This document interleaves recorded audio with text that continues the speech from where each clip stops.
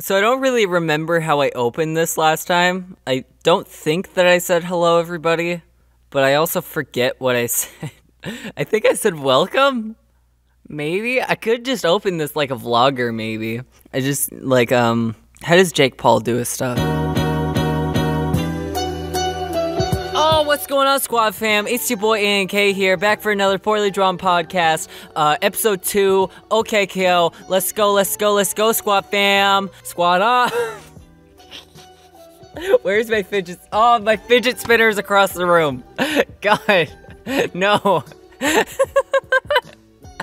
Hi, welcome to the... do I keep that or do I cut it? Welcome to the new Poorly Drawn podcast episode. It's episode 2 today. We're talking about OKK. I don't know whether to address what just happened. Either way, today we're going to be talking about OKKO, which is the newest show on Cartoon Network. But first, I guess I should address channel things going on with the channel. I'm really bad at this. Basically, what's been going on is I've been editing the same video for like months now, and even though I have other videos not necessarily ready, but in the works, I've been working on this video for so long that like I just need to finish it, and I'm close to finishing it. I only have like 2 or so minutes left to edit, so that's why that video is probably gonna get released next week, and this video is getting released this week, because a lot of people are trying to call me out in the comments and just be, which I already feel like an idiot because I just said like, oh, a lot of people are trying to be mean to me in the comments. Ooh, people were bullying me. Combined, like, I hate everything School Cat impression with, like, I don't, like a minion, maybe. First of all, I should say that, I'm very happy with the response that the series has been getting. That's really exciting to me, because, personally, I was kind of scared that it'd be like an ANK Play situation, where, like, usual videos get, like, 1,000 views or whatever, and, this series would get, like, 200 at max. But like, nah, like as of recording this, I think the Emoji Movie episode had like 1,700 views, which is pretty good considering that like the Emoji Movie was a bit of a stale meme by the time that I got to it. What else? Oh, I never actually said the thing. But yeah, people were bullying me in the comments like that the show wasn't weekly, but the thing is that is a thing that I probably should be called out on, because I want these videos to come out like weekly, bi-weekly, whatever, but like it just never kind of works out because they just take forever to make, basically.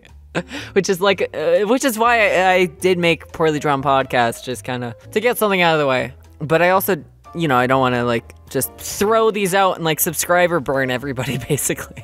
So that's what's going on. Big video coming next week. Probably, maybe, I hope. Hold me to this. Other thing is that I'm using a different mic, so this mic is definitely a lot better. The other one was a Blue Yeti, and this mic is, I don't even know, actually, GXL 3000. It's Andre 3000's brand. I was too entertained by that joke. Either way, we've gone like, what, like, this is 5 minutes of me recording this before editing, and we haven't even mentioned today's topic.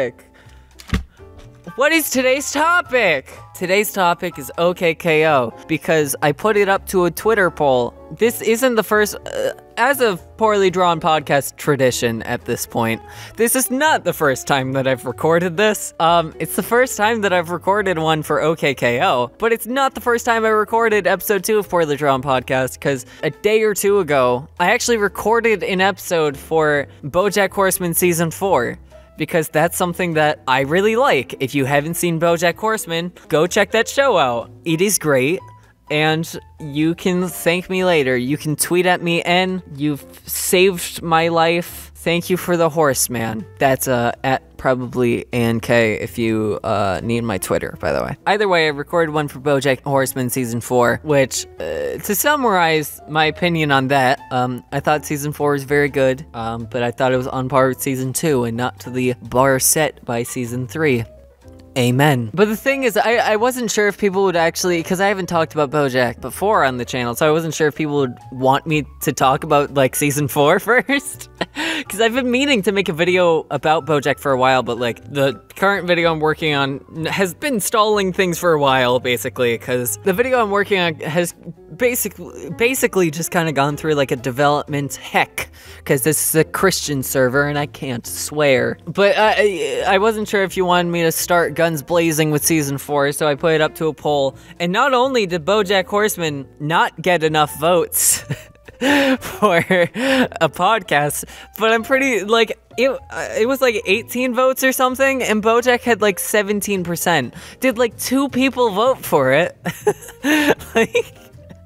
like nobody voted for it. What is this? BoJack Horseman is like one of the greatest shows currently running, and nobody voted for it.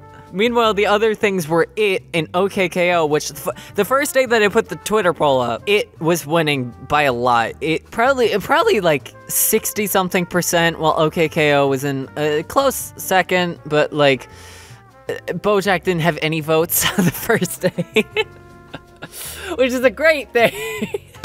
So BoJack didn't get any votes, so I thought, alright, I guess I'll talk about It. I saw the movie. It was fine, you know, it was a fun horror movie, but I guess I'll talk about it, so I had to, like, get rid of my notes for BoJack and then write some notes about It. And then I checked the Twitter poll yesterday when it concluded, and OKKO won.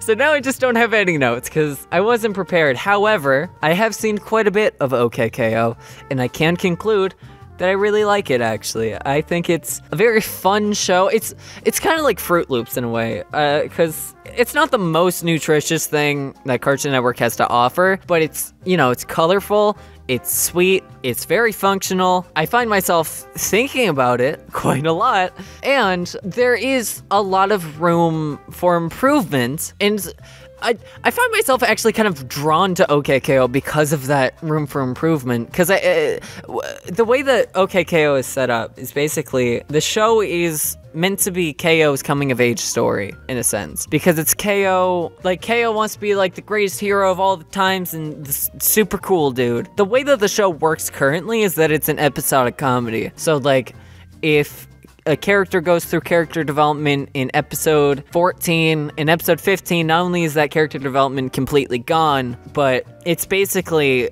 as if we started from episode 1 again, which to me was kind of surprising considering that this is an Ian Jones-Quartey production. However, I will say that, like, I would very much not, I wouldn't be very surprised if this show became story-driven as it went on. Even thinking about it, the 3 shows that Ian Jones-Quartey has worked on prior, those being Venture Brothers, Adventure Time, Steven Universe, those did start off as episodic comedies and then became very plot-driven. The thing about OKKO is, OKKO from the outset has a more interesting concept than Steven Universe, and is a lot easier to, like, sell to somebody than Steven Universe, because the entire conceit of the show is not only is it this coming-of-age story starring this, like, young plucky hero, but it's like if you took, like, every, like, cartoon and, like, anime and, like, video game character and thing, basically video game, anime, whatever, every weeaboo trash. If you took weeaboo trash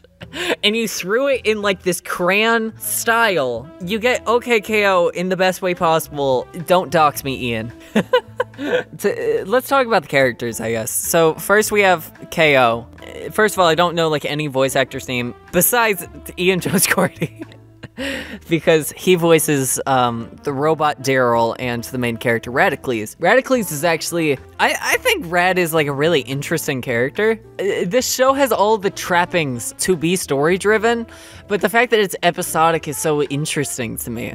And that's why it wouldn't really surprise me if this became story driven as it went along, because it has the characters and the setting to do so. But as of right now, it's an episodic comedy, which is fine, because as it is now, I think that the show is actually rather funny, but I also think that its story elements are really interesting. But to go back to the characters, so Rad is, like, supposed to be, like, this kind of, like, big brother type, and I really like Rad. I think that he's not only really funny, because basically everybody plays his straw man to, like, just how, like, he always tries to make himself, like, look like the super cool tough guy. And I know that that's a cliche, which I'm gonna get into the cliches and whatever in a minute, but I think for the cast that OKKO has, it really works for this type of thing. And Ian Jones-Corday, again, does a really good job as Rad, kind of like selling his character. Then we have KO, who he's a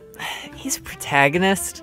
Like, that's the thing with KO. Like, I think that he's definitely the character that could use the most improvement if this were to become story driven. It's kind of like Steven in a way, because he didn't really have a character in the beginning. His character was basically that he's a protagonist and he is a pacifist child. Not a lot has changed in 5 seasons, but some things have changed to make him a more interesting character. But even in saying that, I do think that KO, for the cast that he has to bounce off of, does do a really good job, and he is kind of the driving force of the show, with his quest to become a hero being the main focus of it. Then we have Enid, who was quite surprising, because Enid... Okay, so I guess I should talk about the pilot for OKKO. The pilot was called Lakewood Plaza Turbo, which is still the setting of the show, but Lakewood Plaza Turbo is more of a backdrop to it, with KO being more the focus now, which I think was a good choice, because, like, you're kind of, by calling it Lakewood Plaza Turbo, it both insinuates, and you can see in the pilot that a lot of it focused on, like, the plaza at large. Like, it wanted to, like, put the focus on, like, all the characters, but I think as long as the show doesn't, like, trap itself by having, like a Steven Universe kind of problem, where it's the Steven only perspective kind of limits the amount of stories you can tell. As long as it doesn't do that, I think that it could work pretty well. But I think narrowing it down to just KO and his journey to become a hero, rather than focusing on everybody at large, I think that was a very smart decision on the crew's part. But Enid in the pilot, she didn't really do anything. So you got a grasp of her character, but she didn't really do a lot.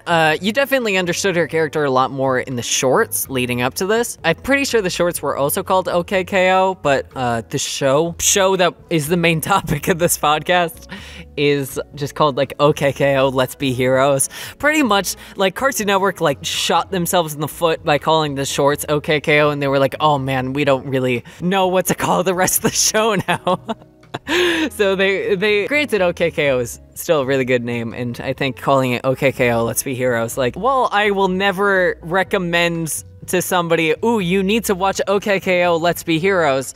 Like, I'm not gonna spell it out, but I think as a title it's fine. But what I really keep trying to get at, and I keep tangenting off, is I really like Enid in this show. And that was one of the more surprising parts of the show. From the shorts, like, you can definitely tell that she's, like, the lazy one. Like, she's kind of the Squidward of the group, because she's everybody's straight man. She doesn't really feel like working. Definitely the most cynical of the main trio. However, I also think that she's incredibly fun. Not only does she have a lot of the funniest lines, but also her performance is really good. And that is the single most surprising thing about this entire show. Because just as I mentioned, Life is Strange in the last podcast, it will never escape me. Life is Strange will always haunt me. Enid's voice actor also played Chloe in Life is Strange. I don't know if she played Life is Strange before the storm or whatever the prequel thing is. I don't know if she played Chloe in that, but she definitely played Chloe in the original, which I thought was funny because I thought I was just being paranoid when I heard her voice for the first time, and I was like, wait, is this Chloe? So art-wise, I think the show's rather interesting because it has this odd, like, crayon style to it, which, like, I wasn't really about at first. I thought, like, I'll be honest, at first I thought it was a bit, like, odd, but as it progressed more, I really, like, grew accustomed to it, and I actually rather like it. And I also like how it kind of allows the artists to get away with a lot more, like, action-y scenes without, like, needing to completely, like, blow the budget on, like, something. Because, like, the designs are very simple, but they're also very unique and well-made, I would say. Of course, a lot of the designs are references to things. A lot of the original designs in the show are really interesting, actually. Like, I really like KO's design, and I think the way that Enid and Red are drawn is really cool, because like the two of them are basically always in the same room at the same time. So I think it's cool how like Red has like a really big like top of his body, while Enid has a very big like bottom of her body. So it's kind of like they're like matching in a sense, and it looks very good. Another thing is like this is something that I see about Steven Universe a lot, especially like recently for some reason. The off-model kind of drawing of Steven Universe, which I think in that show is a bit odd, because like, you know, it's a serious drama, and like even in episodes like Alone at Sea, like you have like scenes where it's supposed to be like super dramatic and they're talking about like really serious topics, and then Lapis's hair will be like twice the size it's supposed to be, and like Steven's face will just like look a little bit off, and you know, it works in a comedy, but it doesn't really work in a drama, and that's why I think it looks quite nice in OKKO, because it kind of adds to the whole silliness of a lot of the things going on. A lot of the stuff that they get away with on OKKO is rather impressive. Not because like, you know, there's like inappropriate stuff that's getting past them, but just how they were able to have so many action scenes, to me, is a testament to how effective the designs are. You know, like simple stuff like not giving the characters like actual hands unless they need them. It was a weird choice at first, but like once I grew accustomed to it, I really appreciate it. Maybe color-wise, there are some things that are a bit odd. I feel like OKKO it has a bit of like a Teen Titans Go color palette, but like toned down a bit. It definitely has a color palette, but I also think that the colors are very bright and very saturated, you know? Another thing that I should probably get to is the references, because I actually watched an episode of the show right before recording this, and I completely forgot about how many references there are in the show. Our introduction to every one of the main characters is a Kill La Kill reference, and that's like, it's great as somebody who's a fan of animation, because like I really like Kill La Kill. I think it's a great show, and it's nice to see that these artists and these writers are wearing their influences on their sleeve, basically. But I also think that it detracts from the show a bit, because it's like, all right, how would somebody who hasn't seen Kill La Kill react to something like this? Like, there's an episode, I think it's called Second First Date, where Enid kind of like drops her books, and the two books that we see are literally the manga Bleach and then Naruto, like a parody of Naruto. And that makes sense for Enid as a character, because we also hear that she's like training to be like a ninja warrior or whatever. She wants to be the next American ninja warrior. But it begs the question, like, if somebody doesn't know what Naruto is, or like what Bleach is, like, are they gonna know what's going on, or are they gonna think it's funny? You know, like if somebody hasn't seen Naruto, they don't know what Naruto even is, like, are they really going to understand what Enid is doing and what she wants to do when she says that she wants to become a ninja? I definitely like how they wear them on their sleeve, but I also think that it's worn a bit too proudly. You know, I think having it on the sleeve is fine, but I think showing it off so much is really where the show falters. Overall, though, I would definitely say that I really like OKKO. Highly recommend it. It's definitely one of the most captivating comedies I've seen in quite a while. Probably, I'd say a 7 out of 10.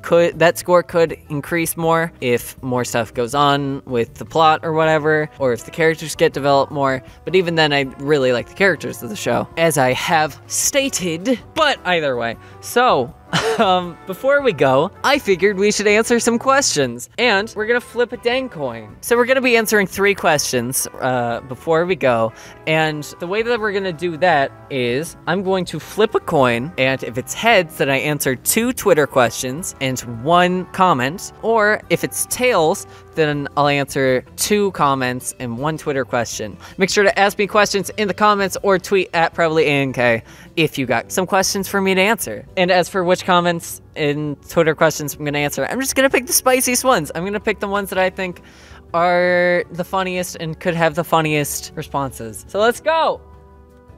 I don't actually have a coin. I'm just Googling coin flip, and then it does it for you. Isn't that nice? I didn't even spell flip right. How did I not? It's 4 letters. How did I not spell flip right? All right, so it's heads. So that means 2 Twitter questions, 1 comment. Oh my God, here's the first of many usernames I'm going to mispronounce. At HitRev or Luki. Oh my God, that's not even. I'm so sorry.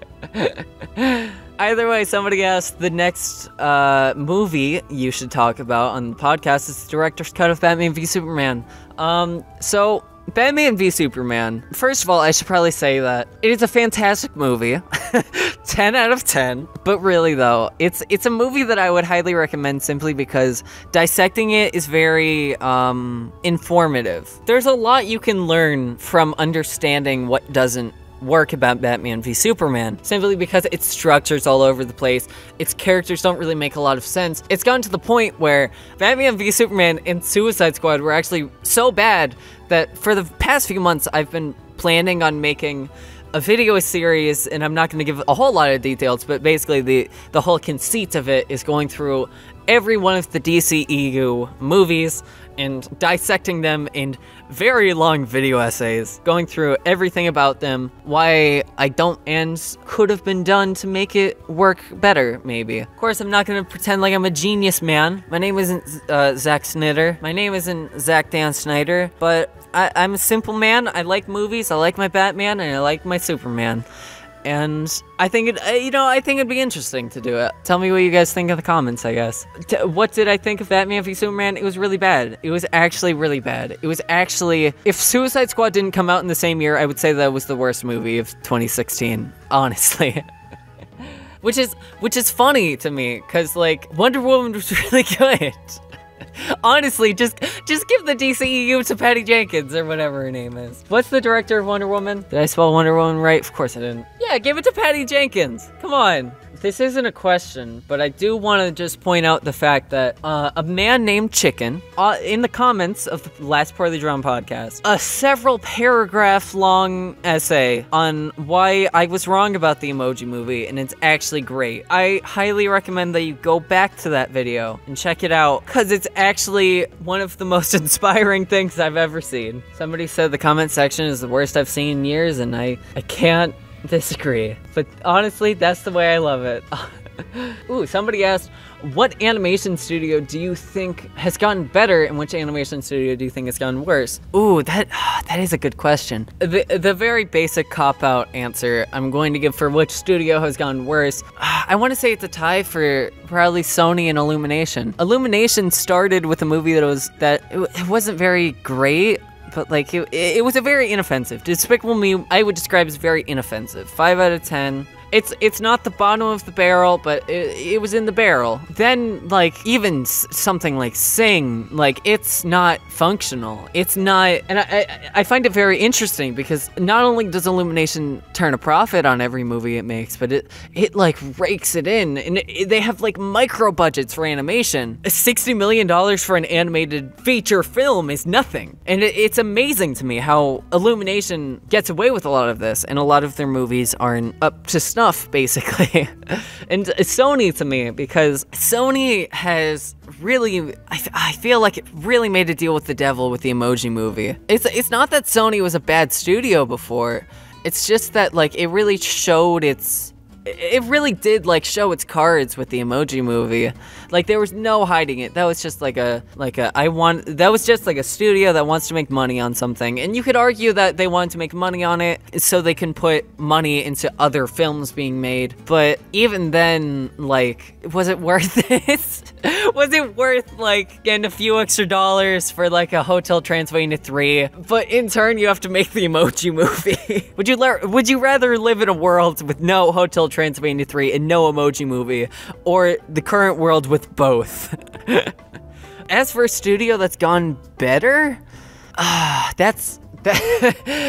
don't know why that's harder. I would definitely say to move away from film studios, I would definitely say that Cartoon Network has been getting its act together as of late. Kind of. So of course they have like the show of Teen Titans Go on their belt. But I also think that, you know, Steven Universe, Adventure Time, regular show, it's definitely a very big improvements off of what they were churning out in the late 2000s, you know, things like Problem Solvers and like CN Real. Oh my god.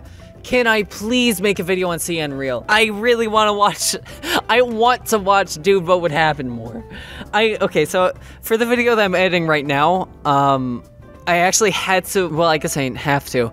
I needed footage of CN Real shows, and I eventually just used an ad for CN Real, but I stumbled upon a clip from Dude, What Would Happen, and it's a clip where it's the 3 dudes, I guess? It's the 3 dudes for Dude, What Would Happen doing caveman texting. It's both the cringiest and the most hilarious thing ever. I highly recommend it. Okay, so the questions have been going on for quite a while, so I'm gonna get the last Twitter question now. At KHZYX said to do a podcast on the Toy Story trailer for Kingdom Hearts 3. So basically, what did I think of Toy Story and Kingdom Hearts 3? I like it. I do like it. Especially I like the fact that, like, you start in the room and then, like, you kind of, like, you're able to just, like, go out the window and just, like, explore the suburban area. I think that that's such a cool idea. And it really does show, like, the capabilities of Kingdom Hearts and the Unreal Engine. But I also think that it's really funny. It was definitely, watching the trailer was definitely one of those moments where you realize how dumb Kingdom Hearts is. You know, you have moments where, like, you're wrapped in the story and you're like, oh my god, I can't believe, like, Sora's heart was, like, consumed by darkness and then he, like, came back to the light or whatever. And then you just have moments where I'm like, I'm playing a game with, like, Donald Duck and Goofy just covered in zippers, and they're escorting this anime child, waggling around his house keys, and this may or may not be really dumb. But I still love it. I still love it because even if I ignore the story, it's just a fun game to play, honestly. I am excited for Toy Story 3. I am worried that Kingdom Hearts 3 might be introducing too many gameplay elements. Like, they had, like, the first-person shooter thing, which is, like, very odd, I thought. I mostly just want to play Kingdom Hearts, man. I don't want to deal with all these side mechanics and what have you. I liked how Kingdom Hearts 2, the main side mechanic was the drive form, simply because the drive form is just an expansion of your normal capabilities. Meanwhile, something like how Coded was just a bunch of minigames, that's not really expanding on Kingdom Hearts as much as it's just making another game, you know? What did I think of it? I really liked it. I'm excited for Kingdom Hearts, even if there were a few things in it that were quite worrisome. I also thought it was hilarious. I also thought it was hilarious because it was the Japanese trailer, which, you know, like, isn't surprising considering it's a Japanese studio that's making the game. I have never seen Woody or Buzz or any of the cast speak in Japanese, and Woody's face with Japanese, he's coming out of his mouth in English subtitles. It was one of the most jarring and hilarious things I've seen in quite a while. So yeah, that's what I thought of Toy Story, and this has been the Poorly Drawn Podcast. Thank you guys so much for watching. You can click some videos at the end of the thing. I'll see you guys next week or the week after that for the next video coming out. And make sure to follow my Twitter, ask me some questions in the comments, or on Twitter, that's at ProbablyANK. I have a Twitch that you can also follow that I never use, and I also have a second channel, which is my animations, I can't speak, it's been a long time, okay? You can also follow my animation channel, Studio Nets, on YouTube. That is Studio Nets, but I'm also working on a lot of stuff that is ANK related, and I'm even writing a Halloween video that, if it doesn't come out in October, I'm gonna be actually really upset. So, see you guys for that. See you guys next adventure. Goodbye!